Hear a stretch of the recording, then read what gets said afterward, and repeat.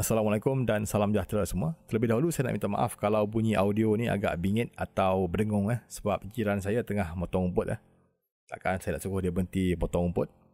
Kita hidup berjiran kena saling menghormati.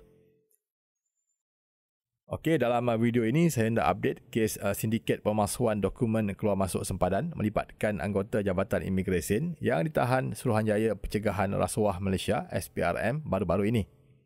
Berdasarkan maklumat terbaru yang diterima, seorang kaki tangan Jabatan Imigresen berpangkat rendah iaitu grade KP19 yang ditahan SPRM memiliki 4 buah kenderaan mewah. Korang mesti terkejut kalau tahu kenderaan apa yang dia pakai. Dia ada Rolls-Royce Phantom, Ford Mustang, Range Rover dan Audi.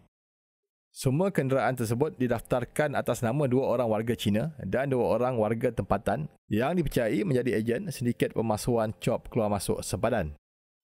Selain kenderaan mewah, SPRM turut menyita rumah, barang kemas, wang tunai dan motosikal berkuasa tinggi daripada mereka yang ditahan baru-baru ini. Dalam perkembangan berkaitan, SPRM menahan 4 orang individu lagi yang dipercayai terlibat dalam sindiket tersebut semalam. Mereka terdiri daripada seorang pegawai imigresen dan 3 orang ejen warga asing.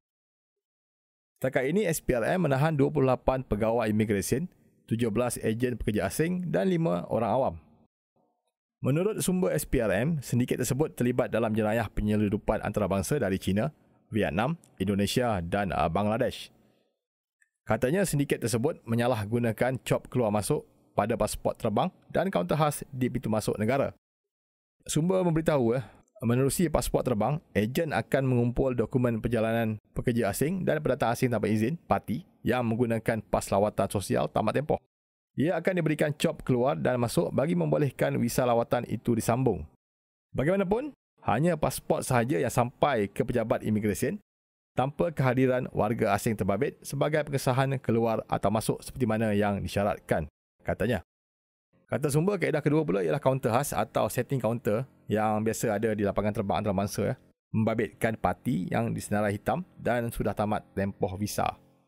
Kaedah kaunter khas ini mengenakan bayaran antara RM500 hingga RM6,000 setiap orang untuk mereka bebas keluar masuk dan pulang ke negara masing-masing. Difahamkan anggota Jabatan Imigresen terlibat menerima bayaran antara RM100 hingga RM500 bagi setiap pasport warga asing yang diuruskan mereka sejak 2017. Setahu saya lah, sindiket cop pasport ni bukan benda baru, dah lama. Dah lebih 10 tahun, dah mungkin 20 tahun, dah mungkin 30 tahun. Bukan benda baru. Saya juga pernah memberitahu Ketua Suruhanjaya SPRM beberapa tahun lalu tentang kewujudan kaunter khas ini di lapangan terbang antarabangsa untuk warga asing yang telah membuat bayaran kepada sindiket ini, termasuk yang disenarai hitam, boleh masuk dengan mudah ke dalam negara. Mereka tak perlu melalui tapisan seperti warga asing yang lain. Terima kasih kerana menonton. Assalamualaikum dan salam sejahtera.